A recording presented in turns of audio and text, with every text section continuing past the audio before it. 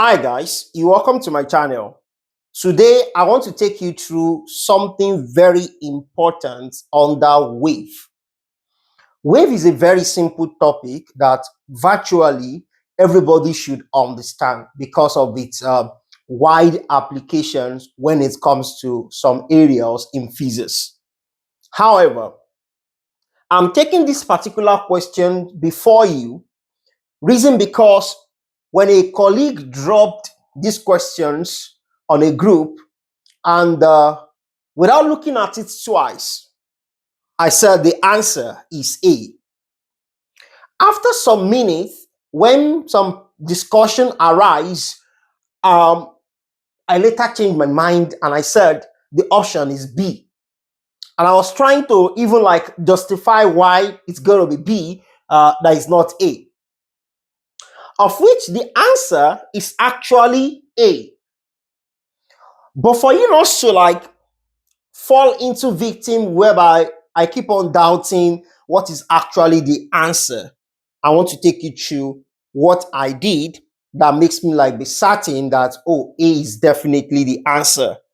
And it's very important. Just stay with me till the end of this video. At the end, I'm going to be showing you simple trick to always watch out for, that under, let me say, 4 seconds, you pick your answer. 4 seconds is even much. So let's see.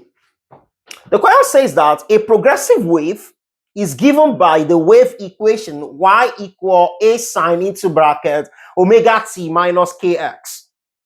The direction of the wave is A, along positive x-axis, B, along negative x-axis, D, along positive y-axis, and D, along negative y-axis. Which will be the right answer? Like I said earlier, the right answer is A. Now, let's see why I made the mistake or why I was thinking that B can also be the answer. So let me take you through. Now, you are familiar with this equation, that is y equal a sine into brackets omega t minus negative minus kx rather. You are familiar with that. However, you must have seen in some textbooks, instead of having this, you will have this. A sine into bracket kx minus omega t. And in some textbooks, some advanced textbooks, you can also see this. So let me put omega t first, because that's the basic of the equation. You must have seen this before. Now look at these 3 equations. They are saying something about the wave. But what are they saying? That is what we need to understand. At first, I must tell you why I got confused to pick option B later. It was because of these first 2 equations. Am I making sense? I forgot about this totally because this does not usually come up. But you see these 2, they are very, very common. And I was thinking that, oh, this one simply means that it's coming from the negative x-axis, while this one simply means it's coming from the positive what? X-axis. Am I making sense now? So, however, this and this, they are the same thing. But why are they the same thing? Let's consider it.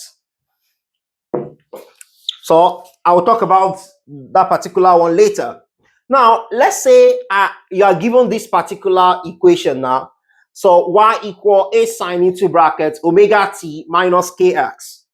What this simply means is that you have a wave that is moving like this. Have you seen it now? So, from here to this place is the amplitude of the wave, and this is y, and this is with respect to t. Am I making sense now? That's what this first equation simply means. Why the second equation simply means that the body, instead of what? Starting from the positive axis of y, is starting from the negative axis. So if you look at this first equation, that is y equal A sine into bracket omega t minus kx. And you look at this, y equal a sine into kx minus omega t. You get to see that they are the same thing because they are both moving towards the horizontal axis of x in the same direction. So there is nothing changed that I started from here, I get this and end up here, or I started from here and end up here. There's no difference.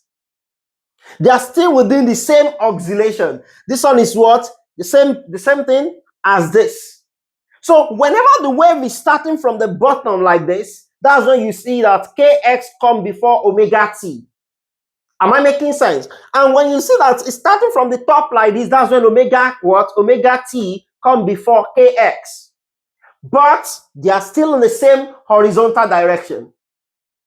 That simply means that if they are in the same horizontal direction, I can do what?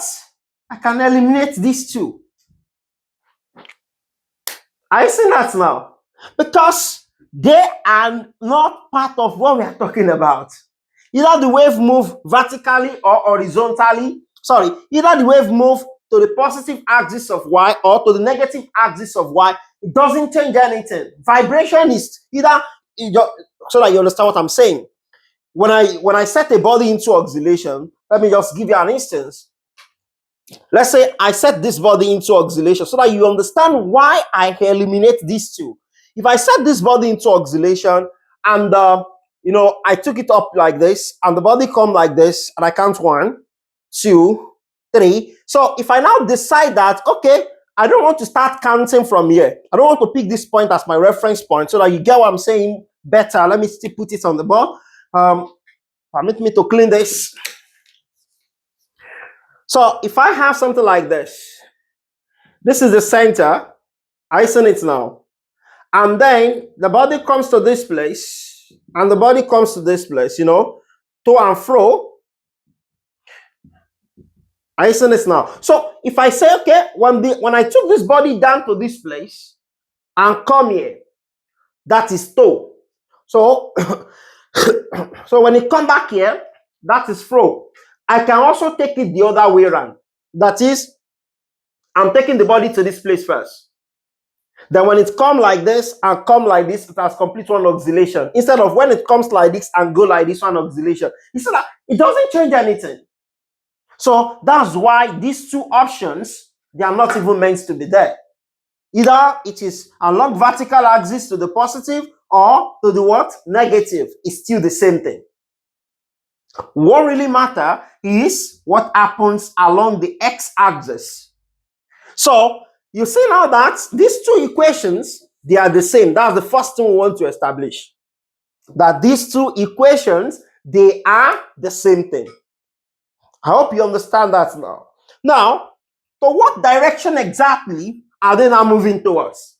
That's the second thing we want to get. And for us to get the second thing, I might want to take you through some certain proof. So let's look at that together. Let's say I have a spring, and I decided to set the string into vibration like this. By the time this string starts vibrating in the upward direction, am I making sense? I can as well decide that, okay, I don't want this string to vibrate in the upward direction, just like I explained earlier. I can say I want it to vibrate in the downward direction. It's still the same thing. Vibration is vibration. Am I making sense? To and fro is the same thing, irrespective of where you choose to be your toe and where you choose to be your what? Fro. Do you understand? But as the body is vibrating, to what direction is it moving towards? Let me give you an instance. If your phone is ringing, you place your phone on the table and it's vibrating. To what direction is it moving? The vibration, either it's going up and down while it's vibrating, it doesn't matter. But where your phone is moving towards is what really matters to you. That's what we want to get. So that's why I said, either you generate your wave in the upward vibration or you generate it in the downward vibration. It doesn't mean. That's what makes these ones cancelled. Am I making sense now? However, They are moving in horizontal direction. So are they moving in this direction or in this direction? That's what we need to prove. Okay, for us to prove that, let's do this. I'm going to redraw this diagram again like this now. Let's say I have this graph and I have this place to be my origin. Am I making sense? Then I have that this body is vibrating like this. If the body is vibrating like this, if I consider the displacement of this body, that is the amplitude at x equal to 0. When I say x equals to 0, that means at the origin. The value of y when x is equal to 0, am I making sense? It's going to be given by y equal a sine omega t. Am I making sense now? So you can see a sine omega t is the displacement of this wave at where? At O. So what this simply means is that with respect to time, we're only looking at how high this wave is going to go and how low is the wave going to go. Let's take for instance that this is 0 and when the body gets to this place, it is now, let's say, 1 second. When it gets to this place, it is now 2 seconds. When it gets to this place, it is now 3 seconds. When it gets to this place, it is now 4 seconds, and so like that. Am I making sense? So if I'm checking my time, that, okay, when the time is 0, what was the wave? Is at its maximum, right? The amplitude is what? Is maximum. When it is 1 second, what happened? Or let me say, when it is 0 seconds, it's here, right? So, and when it is 1 second, it has gotten to the what? To the peak. That means at this peak value, the time is 1 second. So it's 1 second when it gets to the peak value. Once it leaves 1 second, maybe 1.5 seconds, for example, it means the amplitude has started reducing. Am I making sense? So if I now keep on checking and checking, okay, at 4 seconds, what will happen? So what will be the condition at 4 seconds? So for me to get what the condition will be at 4 seconds, I can just say, okay, the position at 1 second, let me call it x1. The position at 2 seconds, let me call it x2. The position at 3 seconds, or let me just speak when it is what? When it is maximum only. So let's say this one is x1. This one is going to be what? x2. This one is going to be what? x3. Right? Okay, aside from when the position is what? 0. At what value again are we going to have a peak value? We're going to have it as x1. We're going to have it as x2. We're going to have it as what? x3. Am I making sense now? So if I want to write down that equation, how will I put it down? So since all these value x1, x2, x3, they are phase difference. That is, in respect to the origin, x0, am I making sense now? So the phase difference is lagging. That is, they are lagging ahead of what? Ahead of this. If I want to write down the equation, I will now have that what? Y equal a sine into bracket omega t minus k minus phi. Let me just put it like that. Minus phi 1. That's for y1 when it is x1 now. So when it is what? x2, I'll write it as a sine into bracket omega t minus phi 2. You can see at x2 we still have it to be maximum, and y3, which is this one, I will have that is still maximum there, a sine into bracket omega t minus what? Phi 3. Do you understand that now? You see that this equation is still the same thing as this one, right? Only that we are now considering the particle at this point here instead of the particle here. The particle here is what we are considering now. The particle here is what we are considering now. Am I making sense? Now, what is the value of phi? We want to know the value of phi. How do we know the value of phi? Let's see. For us to know the value of phi, if I have this graph here, I want you to see. Can you see? Good. If this is y and this is x and t, So that is position of the particles with respect to time as well. And this is the origin here. Now, we want to know the value of phi. You will agree with me that from here to this place is one wavelength, right? Because a wavelength is the distance between one adjacent crest to the other, or the distance between one adjacent trough to the other. So from here to this place now is one wavelength. Okay, so if from here to this place is one wavelength, this is half circle, right? And this is what? Another half circle, which makes it what? A complete circle. And a complete circle is what? 2 pi. So that means from here to this place is 2 pi. What does that mean? That simply means that 2 pi, is equivalent to lambda. 1 is now going to equivalent to lambda over 2 pi. Have you seen that now? So if 1 is equivalent to what? Lambda over 2 pi. So x is now going to be what? X is now going to be 2 pi x over lambda. That means I multiply both sides by x. Do you understand this now? So if that should be the case, I can now say that k is a constant, right? Because if I multiply by x1, I will have this to be x1. If I multiply by x2, I will have this to be 2 pi x2 over lambda. Am I making sense? So that means this one is a constant. So I can say k is equal to 2 pi all over lambda.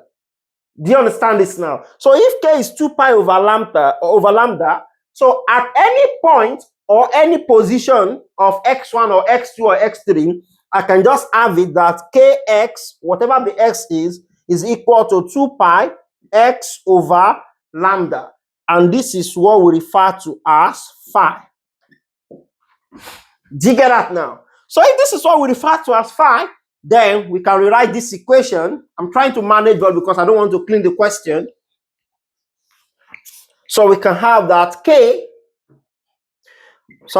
y is now equal to a sine into bracket omega t minus kx. Do you understand this now? Now, if you look at this now, irrespective of the position you want to check, all these x, they are constant at every point in time, right?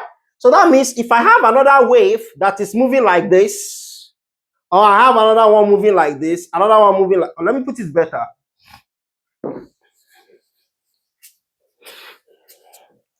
So if I have this wave here, I have a wave like this now, and I have another wave like this, and I have another wave like this. So you can see I'm having different waves there. By the time you look at this wave at every point in time, it will look as if they are still in the same position, because if you are moving with the same speed as the wave is moving, are you getting it now? You will still be seeing the same thing at every point in time. That is, this equation, omega t minus kx, does not change. It still remains constant. What will keep changing is what? The amplitude. So why do they miss each other here? The amplitude of this one is high, while the amplitude of this one is low. The amplitude of this one is very low then. But when you get to this place, you get at this one here, let me label it. This is the wave 1, 2, and 3. So you see that what is different between them is amplitude. When this one amplitude is high, this one amplitude is low, and this one is very low. When the amplitude of this one is very high, this one is low, and this one is low. Have you seen it now? But by the time you keep on looking at it with the same speed in which they are moving, you still be seeing the same thing across. So if that should be the case, we say that omega t minus kx is equal to what? A constant. Right? So if I differentiate this with respect to t, that is, I have the x dt, that will be what? The velocity. And velocity has magnitude and direction, right? So whatever the sign of the velocity will be, that is the direction in which the wave is going. So if I'm giving this equation right now, and I want to know the direction in which it's going, all I just need to do is to pick this omega t minus kx and say that differentiate it, which is equals to c. So I will have this one to be omega minus the x dt k equal what? 0. Because when you differentiate a constant, your result will be 0. So let's collect the like terms. Take this one to the other side. So we have that the x dt is equal to omega over k. So you can see this is positive. Omega over k is positive. The x dt is velocity. So I can say v is equal to omega over k. So this is towards the positive axis. Am I making sense? Now you will see that I will still have the same results if I decided to rewrite this as y equal a sine kx minus omega t. You see that my result is still going to be what? Positive. Let's see. So that will be y. Sorry, not y. This time around. So it will be kx minus omega t equals c. So this is going to give us the x dt times k minus omega equals 0. You have the x dt equal omega over k. I take this to the other side and I divide by k. You can see I still have what? The same result. That's why I said it earlier that either you have that y equal a sine kx minus omega t, or you have y equal a sine omega t minus kx. They are still in the same direction. Now, in positive direction, to be precise, positive. Am I making sense now? So why can they be negative? They can be negative direction if I have this equation to be y equal a sine, to be y equal to a sine into brackets omega t plus kx.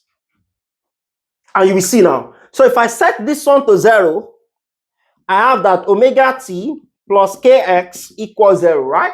So if I have this now, this is going to give me so this is going to give me t plus the x dt times k equals 0, right? So if I take this to the other side, I'll be having that the x all over the t is negative, so this is supposed to be omega, negative omega over k. Have you seen it now? So you can see it's negative. So it shows that this one will be moving towards the negative axis. Now, what is the trick?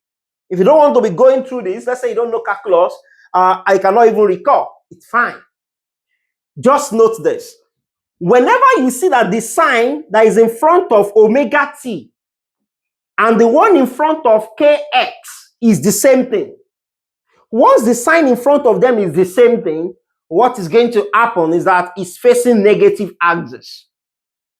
When the sign in front of them is not the same thing, what it means is that it's facing what? The positive axis. For you to understand what I'm saying, let me give you an equation like this. Let's say I have y equal a sine kx minus omega t, y equal a sine omega t minus kx, y equal a sine negative omega t minus kx, y equal a sine omega t plus kx, y equal negative a sine omega t plus kx, y equal negative a sine omega t minus kx. Now, I decided to give you all of these equations so that no matter how examiner wants to confuse you, you are not going to be confused. Am I making sense? And that is if you are convinced in this class. Now, look at this now. Whenever you are given these questions to know the direction, don't stress yourself about any other part of this equation. The only place you need to stress yourself about is this place. Focus on this. Now, when you focus on that, what next? Write it out. Kx minus omega t equals 0. What is the sign in front of omega t? Negative. What is the sign in front of kx? Positive. That means they are facing positive x-axis. You get it? Cool. Now, what's the second one? Omega t minus kx. Write it out. Omega t minus kx equals 0, right? So what's the sign in front of omega t? Positive. The sign in front of kx? Negative. That simply means they are still facing positive x-axis. Getting it right? Cool. What's the next one? This one is the next one. So, negative omega t minus kx equals 0. What's the sign in front of omega t? Negative. What's the sign of kx? Negative. That simply means they are facing negative what? X-axis. Are you getting this now? Cool. Then when you look at the third one, sorry, the fourth one, we have it to be what? Omega t plus kx equals 0. What's the sign in front of omega t? Positive.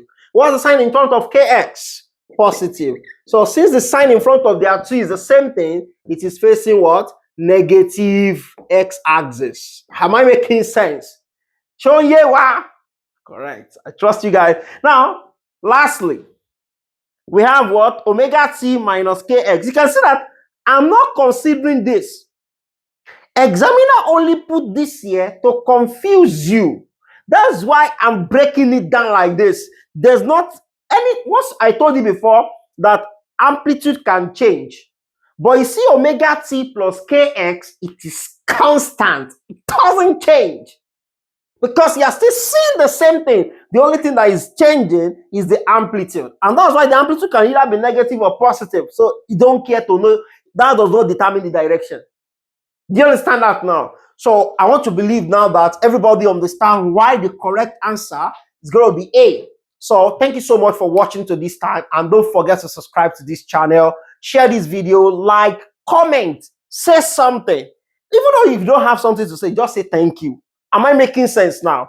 Don't worry, we are all going to be a great physicist together. I'm working on my schedule to keep giving you guys more. Until then,